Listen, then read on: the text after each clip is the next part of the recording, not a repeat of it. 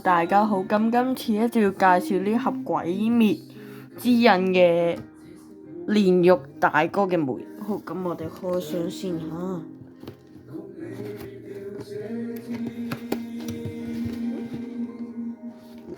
等陣，因為我以為佢黐咗一張膠紙，但係其實係3張。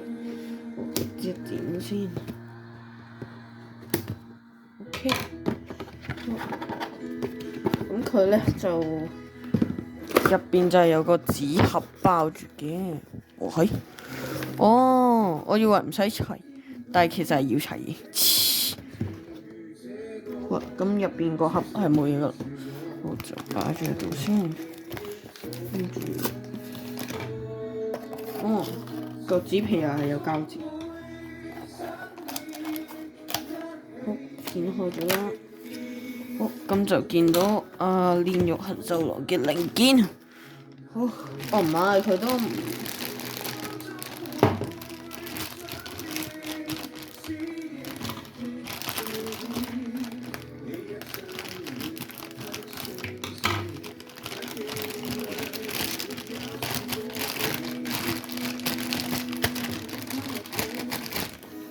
咁呢個就係大哥嘅本體啦，喺度後邊個披肩啦，跟住仲有把刀劍。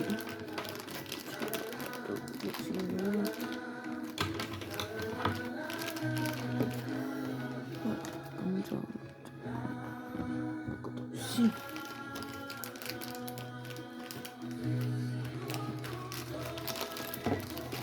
係啦，因為佢成個膠袋就擺度啦。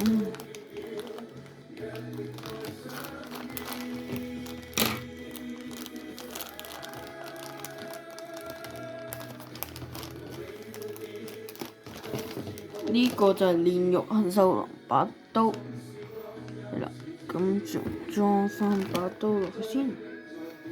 佢點裝㗎？佢咁樣。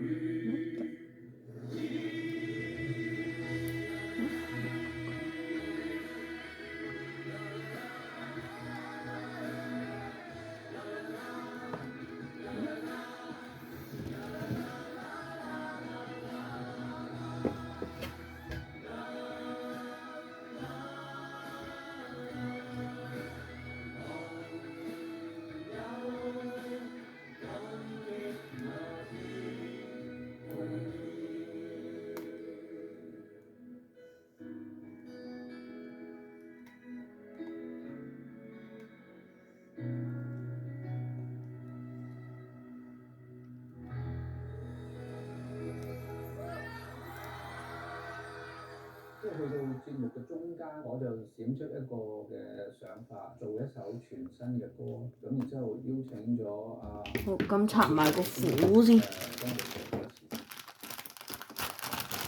因為有個虎，即係佢俾條企嚿嘢。係啦，呢嚿就係嗰嚿扮虎嘅嘢。好。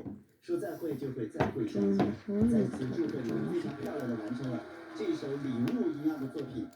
花樽里的晚餐其实是结合了李碧的花樽与花，还有蔚蓝的街灯晚餐。其实很难得可以一起合作，最后的舞台我觉得这首歌很有意义。那麼各位金曲，佢就係有個站台俾你嘅。佢就係成嚿嘢砌咗就係咁啦。咁我而家裝埋嗰把刀先嚇。你睇你啲片睇空白嘅勝出咧，我哋而家即刻睇下大熒幕。恭喜小春隊成功上演獲勝。那麼隨着今天競演8首歌曲的結束，還會有最後3首歌進入到榮耀金曲的候選行列，請朋友們從這8首裡面選3首。3、2、1，請投票。咁睇下個盒啦，佢就係咁嘅。裝吧。謝謝大家。喺我哋揭曉榮耀金曲候選名單之前，我哋有2位好熟悉嘅嘉賓，致敬大家心目中嘅榮耀金曲《敢愛敢做》，我哋掌聲有請。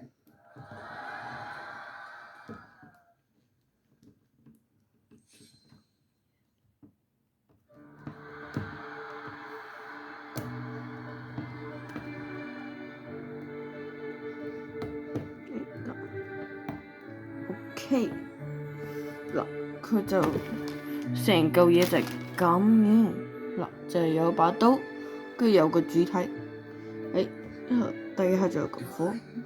好，咁今次就介紹到呢度啦，拜拜。